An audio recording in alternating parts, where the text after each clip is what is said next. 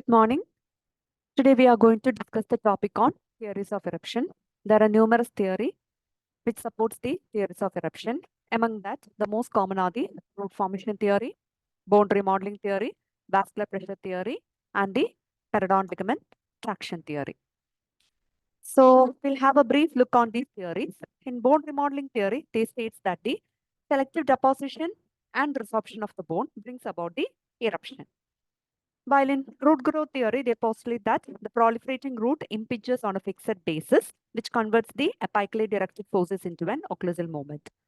In vascular pressure theory, they state that the local increase in the tissue fluid pressure, mainly in the periapical region, is sufficient to cause the eruption.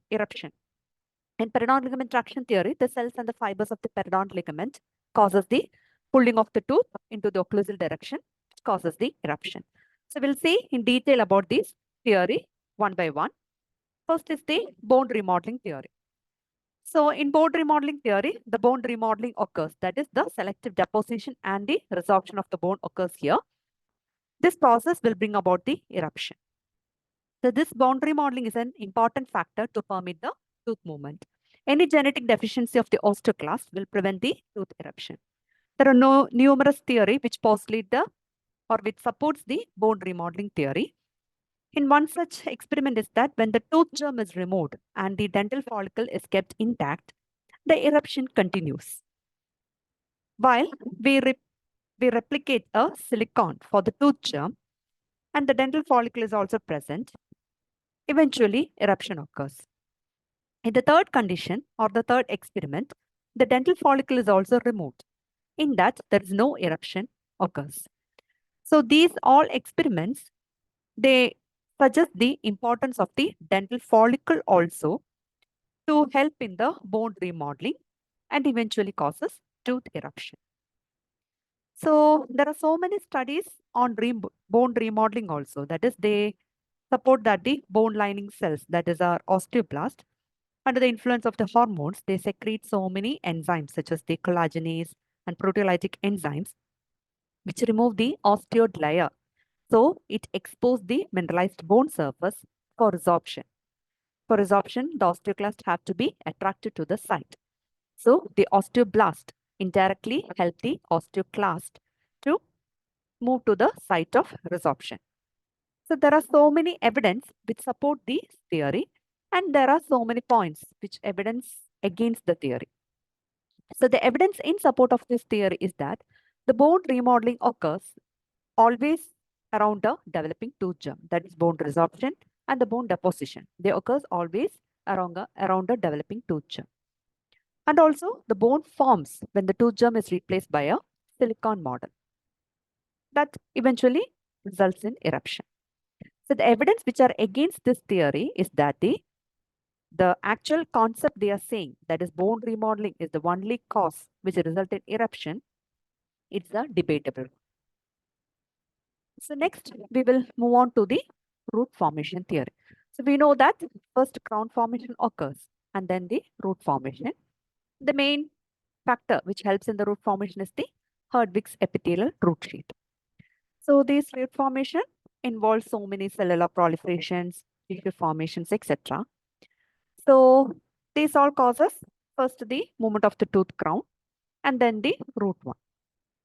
So bone resorption occurs at the base of the socket. If we cause any prevention for the occlusal movement of the tooth, also results in the bone resorption. So for the root formation to result an effective eruptive force, the apical growth of the root should be translated into an occlusal force. That one requires the presence of a fixed base at the periapical region. So we know that there is no fixed base exist. And also the bone at the base of the socket cannot act as a fixed base because when a pressure occurs on the bone, it eventually results in resorption. So this theory, they postulate the existence of a ligament called as the cushion hammock ligament at the periapical region, which acts as a base at the base of the socket. So they suggest that the function of this cushion hammock ligament is that they provide a fixed base for the growing root to react against it.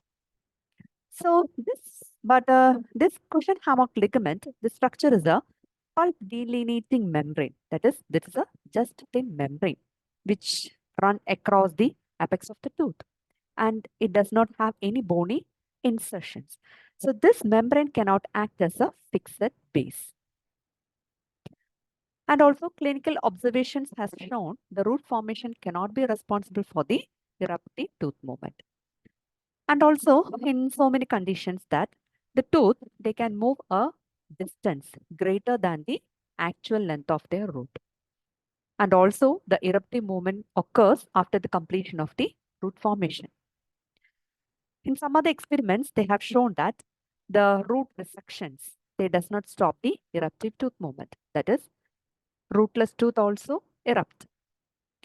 So from these experiments and all, we can say that root formation can be a necessary prerequisite for eruption, and it does not the actual cause of the eruption. So again, when we compile these things, we can say the evidence in support of this theory is that if the crown movement is prevented by anything, the bone resorption occurs at the base. And also, the growth of the root impinges on a fixed base. They state that as a cushion hammock ligament, which translate the apical force of the root into a eruptive force. So the evidence which are against this theory is that the same cushion hammock ligament, it is a pulp delineating membrane, and it doesn't have any bony insertion. So it cannot act as a fixed base to translate this apical force into an occlusal force, causing eruption. And again, that eruptive distance of a tooth, it is greater than the length of the root. Last one is the rootless tooth also erupt in rare conditions. So we'll move on to the third theory, that is the vascular pressure theory. So tooth can move in synchrony with the arterial pulse pressure. That is, local volume changes can produce a limited tooth movement. So to support this theory, there are so many experiments has been conducted. That is, when water has been added to the ground substance, they swell up, which causes a differential pressure, eventually tooth movement. By applying hypotensive drugs, which causes the increase in hydrostatic pressure, which increases the rate of eruption. And the stimulation of the sympathetic nerves, which causes vasoconstriction, decrease of hydrostatic pressure, which decreases the rate of eruption. So in increased eruption rate, we can see association of so many fenestrated capillaries. So these capillaries are seen as increase in number in increased eruption rate.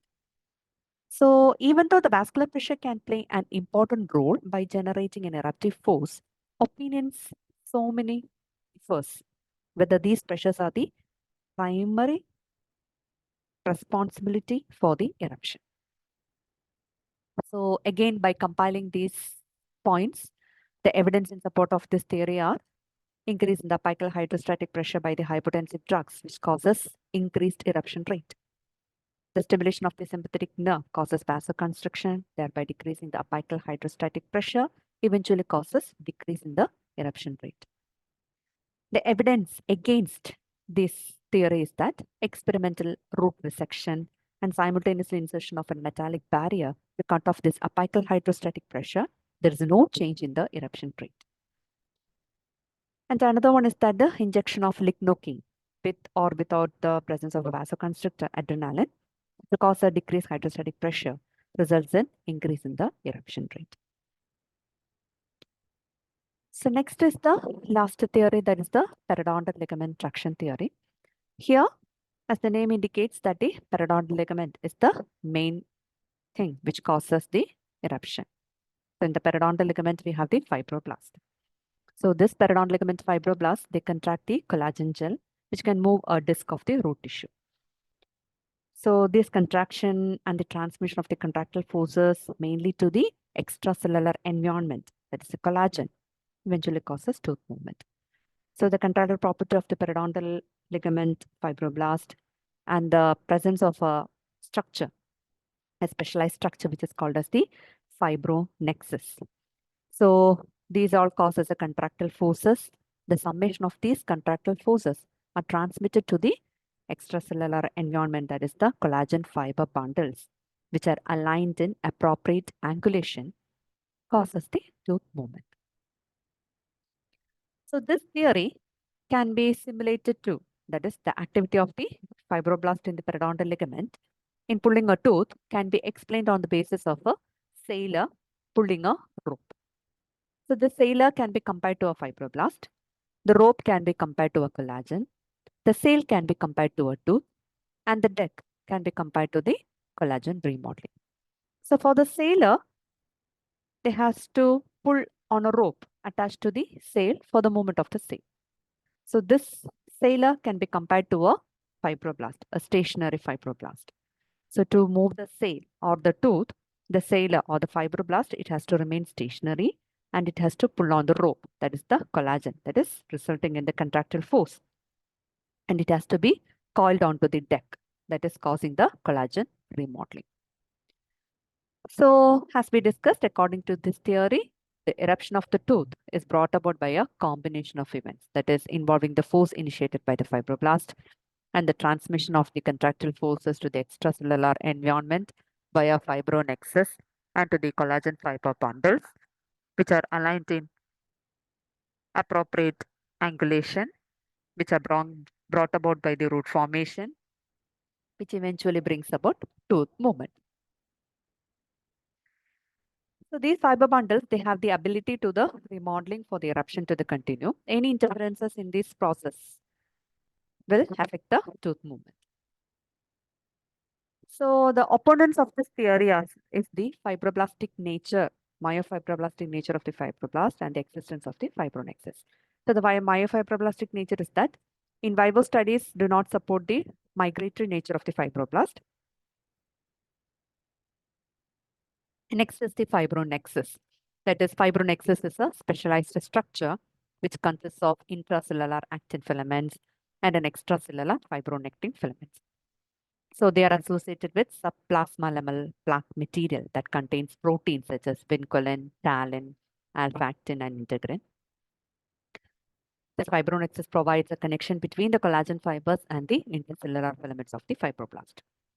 But the actual existence of this fibronexus is questionable, and there is no microfilaments which helps in the transmission of the forces. So another opponents for this theory is that the fibers of the dental follicle are not actually attached to the alveolar bone, and also they are not oriented to move the tooth.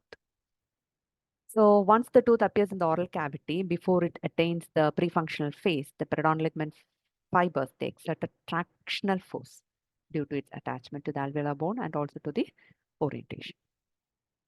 So this theory has explained the role of dental follicle in eruption. The dental follicle, they releases colony stimulating factor, monocyte chemotactic proteins, etc., which causes the monocyte recruitment into the site, and also they promote the osteoclast formation. These both results in tooth eruption. And also nuclear factor kappa, they act against the osteoclast, and the osteoprotegrin, that is OPG, they also act against the osteoclast. This dental follicle, they also releases some bone resorbing factors in the coronal half and bone forming factors in the basal half. So by compiling all these points, the evidence in support of this periodontal ligament traction theory is that the experimental root resection and the simultaneous insertion of a metallic barrier, the distal fragment erupt because of the attachment of the dental follicle to it. Any diseases which affects the dental follicle results in delayed tooth eruption. Any drugs interfering with the collagen fibers formation also delays the eruption process. In a tissue culture experiment, the fibroblast of the dental follicle, it contracts a collagen gel, which results in the summation of the contractile forces, which leads to the eruption of the tooth. So the main evidences against for this theory are the periodontal ligament fibroblasts. They are not attached to bone, or they are not properly oriented for the eruption in the pre-eruptive phase, and the existence of the fibronexus is questionable, and the contractile ability of the fibroblast is also disputed. So the summary of the tooth eruption, theories of the tooth eruption, that is, it is a multifactorial. The tooth eruption is a multifactorial thing. So here the vascular pressure occurs at the root apex. The contralateral forces are generated by the dental follicle. These both have an equal participation in the eruption. And also the bone remodeling, that is the bone formation and its resorption also facilitate the process of eruption. There are so many factors also affects the tooth eruption. That is genetic factors, local factors, etc. We know the difference between active eruption and a passive eruption. Active eruption is that it is the bodily movement or the actual movement of the tooth from its site of the development to the functional position. Well, the passive eruption, it is the just lengthening of the crown because of the detachment or recession of the gingiva. So the genetic and the environmental factors which affects the eruption is the environmental, prenatal, maternal factors, social factors, etc. They influence the timing of the tooth eruption. Then local factors, that is local factors such as in the gingiva, we can see any enlargement that is called as the fibromatous or the hyperplastic enlargement of the tooth. They can act as a physical barrier for the normal tooth to erupt into the oral cavity. That is in the soft tissue component. In the bony component, any supernumerary tooth or any tumors or cysts, they can also interfere with the proper eruption of the tooth. So these are the theories of eruption that we have all discussed. These are the main theories. There are numerous other few theories also, which also explains about the theories of eruption. So the main theories are the four theories which we have dealt and the main factors affecting the tooth eruption. So thank you for your listening.